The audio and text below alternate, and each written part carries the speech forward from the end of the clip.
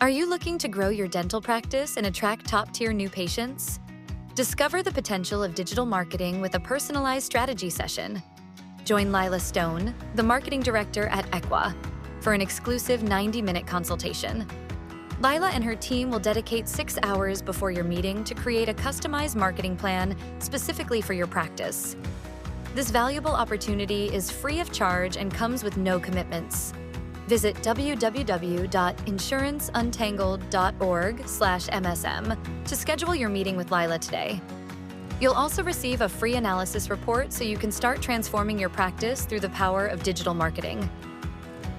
You are now listening to another episode of the Insurance Untangled podcast, where we explore the various challenges faced by dental practices due to their reliance on insurance.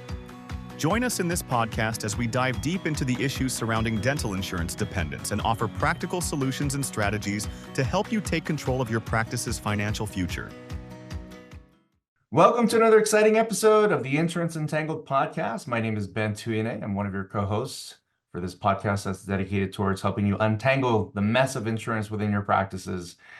Today, I have my dear friend and colleague, Naren, with us today. We're going to be talking about some awesome things marketing related. Naren, how are you, my friend? I'm doing great. Ben. How are you?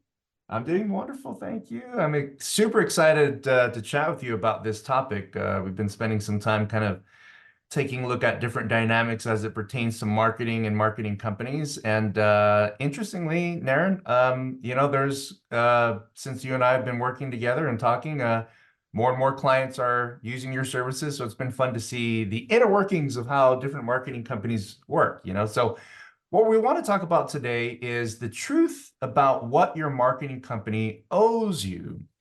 And I imagine that when you are pitched a sales pitch to hire somebody to do something for you, naturally, as business owners, we have high expectations, right? And it's something that as people that service, clients, that we can never escape those expectations in terms of what people want. What I want to start with, Naren, if you don't mind, is I do hear that there are a lot of practices that have really, really beautiful websites, but those websites are not driving new patients. What are your thoughts on that as to why that is? Yeah, I think you bring up a really good point. A lot of people have websites they love, but eventually they give up on those websites because, like you said, they don't really help. They don't really bring in new patients to the practice. So this beautiful website that is not doing anything for you is a useless website, right? So I've seen, I would say, majority of practice owners go through this cycle again and again and again and again, and then finally they come to us and then they get a website that actually works. How do you know it works? It will rank for more than 100 keywords on page 1 of Google. It'll get more than 100 phone calls when you set up a call tracking number. So it will really start driving, visitors, Google rankings, and most importantly, leads to the practice. And those leads should be tracked with call tracking, with lead tracking, and so forth. So that's the key. If it's not doing that, doesn't matter how much you love your website, because it's not really helping you grow your business. Rather, it's catering to people who already know, like, and trust you, which they would have come to you anyways. They're not coming to you because of the website. They're coming to you because they already knew you, liked you, and trust you. Mm-hmm. I'm talking about your existing patients. Yeah. Yeah, no, that's interesting. That kind of brings up a thought about, I was watching a clip yesterday about dinosaurs have been around for 2 million years or something, like 200 million years or something like that. Well, the human being species as it is today has only been around for a couple 100,000. And yet, there's no meaningful, intelligent progress among the dinosaurs compared to our species, where we eventually became intelligent beings. So we naturally adapted towards change to be who we are today. And I imagine that building websites, you kind of want to do the same thing, right? Is sort of do all that tracking, not doing things that other people do that don't work, So to our guest, I do have a tough question for Naren. With his permission, he's been okay with me asking this next question. So I recently was working with a client, Naren, who I ended up referring to you. They were doing reasonably okay when it comes to SEO. However, they were still not getting new patient calls or inquiries. Um, can you sort of walk us through, what the cause could be for that particular situation? Yeah, so you are describing a situation where they are doing well on SEO, they're ranking for keywords, but still they're not getting inquiries, right? Mhm. There could be one of two reasons why that might be happening. The number one reason is the people who come to your website, let's say through Google, they don't know you, like you, and trust you. So part of the website's job is to get them to know you, like you, and trust you. So how do you do that? So for example, we do business with those we like. Perhaps, we could humanize you by adding pictures of you and your family, your hobbies, etc. on the About the Doctor page. We can do that for your team as well. So even your bio can have a paragraph about your interests. Hey, he's a dad of three young children, two girls and one boy between the ages of 2 to 9. And then you can add some pictures. He loves hiking, he loves snorkeling, etc. You can add some pictures. Same thing, if you're a mom or even a single, doctor, like a doctor without, kids, you could highlight your interests, highlight your pets, highlight your significant other, make it fun, make it personable. We do business with those who are like us. So when you highlight those things, they will find something in common. So for example, if you like traveling and you highlight that, and the patient loves traveling and they see some of your pictures, now they like you because you have something in common. Same thing with parents, same thing with pet owners. So highlight things that help them see you as someone similar to them, someone they can build a relationship with. The other thing you may want to highlight is awards, right? Because everybody says I'm the best, but award is an independent third party saying you are really good. So anytime you win an award, make sure it's on your homepage, it's on the About the Doctor page. So one of the things we do for our clients is we have a product called Doctor's Choice Awards, where if you have the most number of reviews for anybody, like you, for example, you are a general dentist. So if you are the general dentist with the most number of reviews in your town, in your state, etc., we'll give you a Doctor's Choice Awards, and then you can highlight that. So always focus on winning one or two awards and then highlighting those. Last but not least, have pictures of you with patients. When I see someone like me, liking you or being a patient of yours, I will feel comfortable being a patient of yours. So for example, if I'm a young person, let's say in my 20s, seeing others in their 20s, standing next to you and smiling and, and saying, would be a great thing. Or skin color is the other way people look at it, or even male versus female. So somebody who's 40 to 50-year-old. So have different pictures of patients with with you or your team, and then highlight it. Create a page called Happy Patient. So these are all things you can do to get people to like you and trust you online. If you're not doing these things, then the chances of your SEO translating into phone calls or leads is less. Of course, have call to actions. That's the other best practice. Make it easy for them to call you, book an appointment, etc. And make sure it's optimized for mobile. So these are all simple tips. Now, those are the things I would focus on. The other thing that might be causing an issue is the way the phone is answered or lack thereof. So for that, you need to have call tracking so you know what's going on with your phone calls. What's your conversion rate? Are you missing any calls? How many? What percentage? So these are all things you want to get into. I'm not touching on the phone experience for today. I'm just focusing on the things you can do on the website to make people want to become your patients and call your office. Yeah, gosh, I heard about the statistic of, among all the phone calls that come into dental practices, that it was like X percentage are actually answered. Do you know? Yeah. So I think the statistic you might be referring to is the conversion rate, which is the percentage of new patients who end up becoming new patients. And that's Yeah. typically 1 out of 3. So Wow. that's pretty bad. So 2 people are not happy with what happened in the phone experience, and they're not booking an appointment with you. So Yeah. you really need to work on that. You need to find out what your conversion rate is.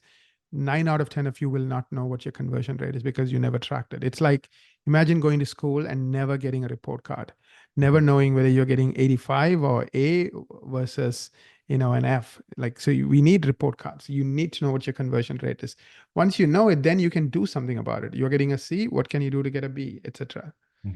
Yeah, yeah. I remember my first dental job when I was working for a DSO, I was over insurance and then subsequently ran the marketing department as well.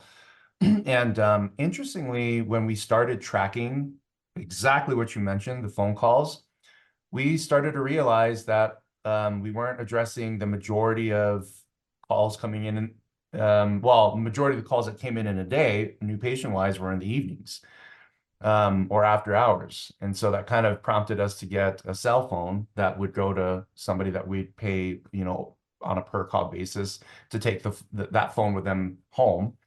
And what we found is that once we started to address that, the dollars that we're spending on marketing in terms of new patient acquisition went down. You know, it went from somewhere like $300-400 per new patient all the way down to like a shy bit over $100 by taking advantage of those opportunities. Because that's something that we wondered as well. It's like, holy smokes, we spent all this money on a great website and all this marketing, but we're not getting a lot of conversion. You know, we're not getting a lot of new patients.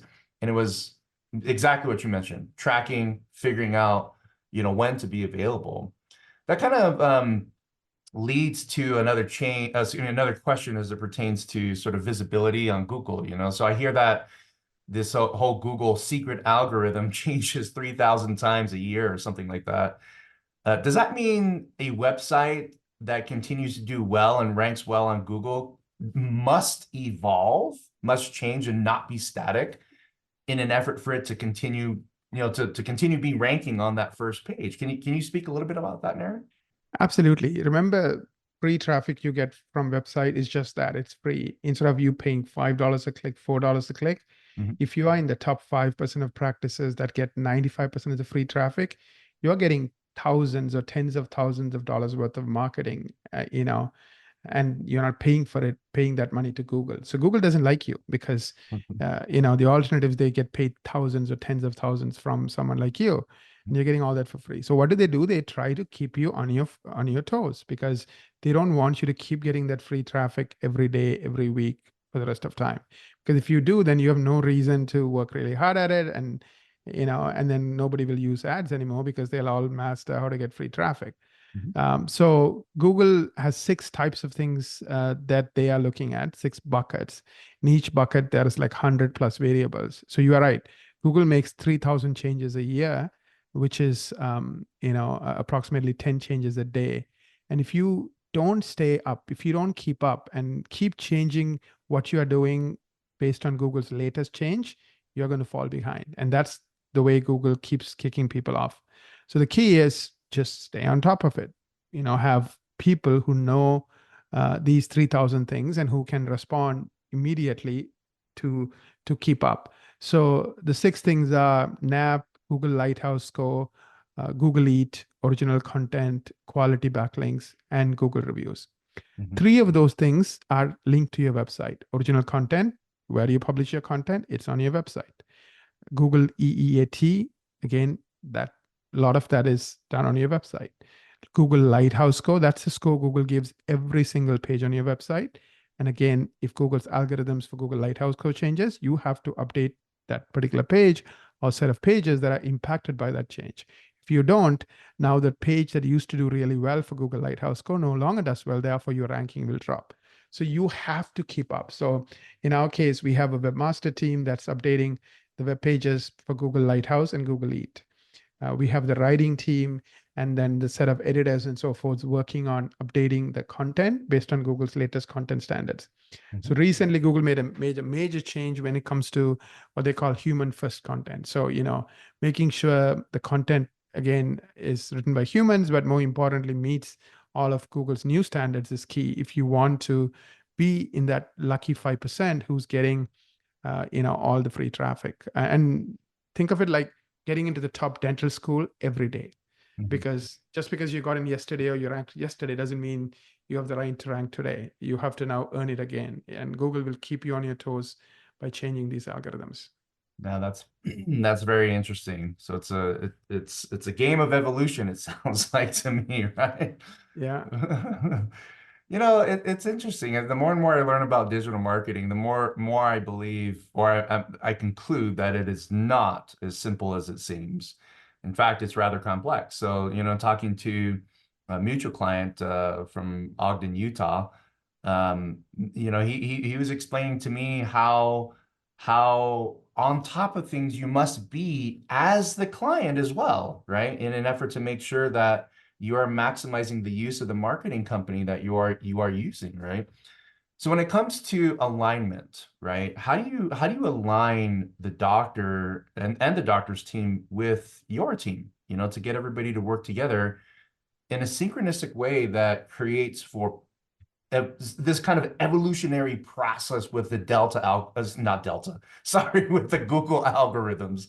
How do you manage all that, Naren? Yeah, so it is complex. We have been doing it for 17 years. So we obviously have evolved over time and we continue to evolve. So we have certain roles that I think are critical for success. So when a site goes live, we take approximately 2 months, put 200 hours worth of work, and we have a dedicated team and a manager just to manage that process. I'm going to be honest, that is perhaps the most painful part of your experience with us because we have to do things that you don't care about. But if you don't do it, you will have a pretty site that nobody goes to. In other words, Google won't rank you. Yeah. So because you're not used to it, nobody put 200 hours building these things in your past life. It's all Greek and new to you. So you're like, why are you doing this? Why are you doing that? So it takes a little bit of getting used to and understanding, like it's like, I bet the kids who do well in dental school, the ones who do really well, they know the game. They know how to play the game. They master the game. They're not necessarily the ones who work the hardest. Usually they are the ones who have mastered the game of what do I need to pay attention to? How do I play this game? And then just play it beautifully and they have an awesome life and they're crushing everything. So it's the same way, we have to do certain things up front. So that's what the Go Live team does. Then once the site goes live, you will have a dedicated, what we call a client services manager and a team manager on top of that person. So they are handling all the day-to-day internally and externally. So what are the things we have to do daily to make Google happy? What are the things we have to do daily and weekly to make you happy? You added a new team member, you wanted to change your keyword focus from these set of keywords to add few additional keywords and remove some keywords. Business is constantly evolving and changing, right? So that's what the day-to-day team does. And then of course you have a customer success manager / marketing strategist. They are thinking about the long term. They are thinking 3 months out, 6 months out, 1 year out. How do we make tomorrow better than today? What are the few things we can focus on, the 80-20 rule, where the things we do makes the most difference for you? So that way your results can continue to, maintain and improve over time. So that's the beauty of, organic marketing or SEO driven marketing. Like what you did last year will help you this year versus with ads. You could have given Google $100,000 last year. It won't do anything for you this year. Like now you have to write the new $100,000 check, or more likely $110,000 because the pay-per-click rates continue to go up every year. Yeah, no, that's very interesting. When it comes to websites, kind of going back to that again there, and I hear all the time that some doctors are held hostage with marketing companies. For instance, actually I'm aware of a current lawsuit that's against a website development company. Can't speak about it too much because it's still in the courts and all that, but essentially what started this is that a doctor's website was hacked. But that website was being housed on the marketing company's server, right? And the marketing company was requiring that the doctor pay something in the range of like $5,000 to fix the bugs within that particular website so that they could republish it, right? Long story short, they ended up finding out that the marketing company themselves were the ones that manufactured those bugs.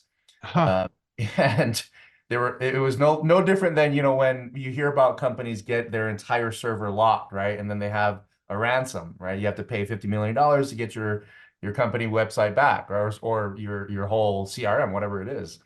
And it kind of seems like to me that this is the pattern of what I'm hearing these days, is that when doctors get websites, it's the marketing company that owns the website, not you. So what are your comments on that? Yeah, you bring up an excellent point, and this is where doctors not understanding what marketing is and what it should be versus buying whatever they are sold. Like for example, there are lots and lots of marketing companies to this date. They lease their technology and their content to you. You don't own it. So they have the same articles published on 1,000 people's websites. So technically, it's not your content; it's their content. Right. Now, the reason it's a bad idea is Google. It doesn't meet Google's original content standards. So one of the reasons you will never, ever, ever rank with that marketing company is your content is not original. It's shared with hundreds of other websites, right? Now, that's an example where the marketing company will say, well, too bad, you just leased my stuff. You're no longer with me. It's mine. You don't get to have it, right? So Yeah. you don't want that. You want a relationship where, think of your marketing company like somebody who's a contractor building your house for you, right? You own the house. They don't own it. Like, so for example, they paint. It's your house. You live in it. You enjoy the paint. You enjoy the colors, not them. Of course, you pay them for their work and stuff. So make sure, at the end of the contract, they give you a copy of the website, right? Obviously, they're not going to host it because you're not paying them. You're not their client. So they're not going to host it and manage it for you. So Mhm. you have to manage it or somebody else has to manage it. But at the very least, they have to give you everything they have done minus any proprietary things. Obviously, there are technologies that might be embedded that marketing companies might use, but outside of the proprietary things, they should give you a working website that you should be able to run and manage. Now, what we find with our clients, 95% of our clients stay with us, few left and then have come back. The reason they come back is because marketing is an ongoing sport, just like I said, right? It's like getting into the top dental school every day. So just because you were doing well yesterday doesn't mean by taking that website that did well yesterday, you're going to do well tomorrow. It will drop. So you need to make sure, when you switch companies, that if you are doing well with SEO, if you are getting phone calls, the new company is able to maintain those things. So look at the results and make sure that the same results you are getting right now could be continued. Mm-hmm. No, that makes perfect sense. Final question I have for you, Naren, is websites. In my opinion, you're paying this fee, right? You're paying a hosting fee and all that to operate a website. This whole thing about return on investment comes to mind. A website that doesn't produce a return on investment naturally is a useless website, right? How do you recommend a practice owner evaluate the effectiveness of their website and the marketing that goes along with it from an ROI perspective, return on investment perspective? Yeah, so typically a 1 year mark is a good time to evaluate. So at the end of the year, you should be looking at how much am I paying monthly, and then how many new client calls am I getting? So if I'm getting, let's say 25 new client calls and I'm paying 1,250, that means each call is costing me $25. I think I got my math right, but anyway, something like that. So wait a minute. Sorry, $50 or something like that. Anyway, so $50. So you need to find out the cost of a new client, right? Now compare that to the cost of a new client from Google Ads, social media ads, print magazines. As long as the cost of a new client through your website driven marketing is less than the cost of any other marketing, which is my experience, if you do it right, then of course keep doing it, right? Because if that's the lowest cost way for you to get a new client, you should continue to keep doing it and make it better and better and better. Of course, the ones that are costing you the most, perhaps, it could be Google ads or it could be social media ads, which might cost you 5 times more. Then those one either you can reduce or cut it completely as long as you're getting enough new clients from the lowest possible cost. So it's really important. You need to know the cost of, a new client from your different marketing methods. Therefore, you can invest more on the things that work for you the best and less on the things that work for you the least. Yeah, that makes perfect sense. I always recommend, Aaron, with the many mutual clients that we have, is a lot of them kind of go back to the marketing strategy meeting that you guys provide. And almost every single one says, holy smokes, that was love at first sight for me. Because when we went through that strategy meeting, we did things like this, assessing the effectiveness of what we're currently doing, and then finding areas of opportunity that were not even on our radar. So what I suggest for listeners is, it's a slow year this year, but what's true is that this is a perfect time to start reorganizing and revamping your marketing strategies, right? So check out our website, insuranceentangled.com/MSM, to request a marketing strategy meeting with Naren and his team. Naren, can you briefly explain what the components of that as to why our clients have been loving it? Yeah, absolutely. So I think a good place to start is to know where you stand, right? Once you know where you stand, you can develop a plan and do something about it. So this marketing strategy meeting you're talking about is a very good way for you to find out how well you're doing with your website, all the things we covered today, and how well you're doing with your marketing in general, SEO, etc. So once you know where you stand, then one of the things we'll also provide is like a 12-month roadmap, a 12-month game plan. So regardless of where you are, how do you get your marketing within 12 months to the top 5%, where you're at least getting ranking for 100 keywords, you're at least getting 20 new patient calls a month, etc. So that's what we focus on in this marketing strategy meeting. It's our gift to you. And the link again for the marketing strategy meeting is, let me just find it. Do you know what the link is? Oh, it's insuranceuntangled.com/MSM. Insuranceuntangled.com/MSM. So that's where I would start. And I would, I would book that marketing strategy meeting if I were you, and just get a plan and then do something about it, right? Because you already are spending a lot of money, in the form of a marketing fee. If you are a PPO practice, probably it's costing you 30 times as much as an SEO patient, because with PPO patients, you're paying every time that patient shows up, not just for the first visit.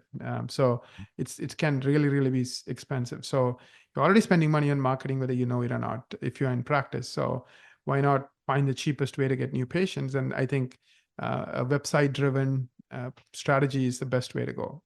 That's excellent. Again, insuranceuntangled.com/MSM. Thank you, Naren, for today. This is actually a very content-filled episode.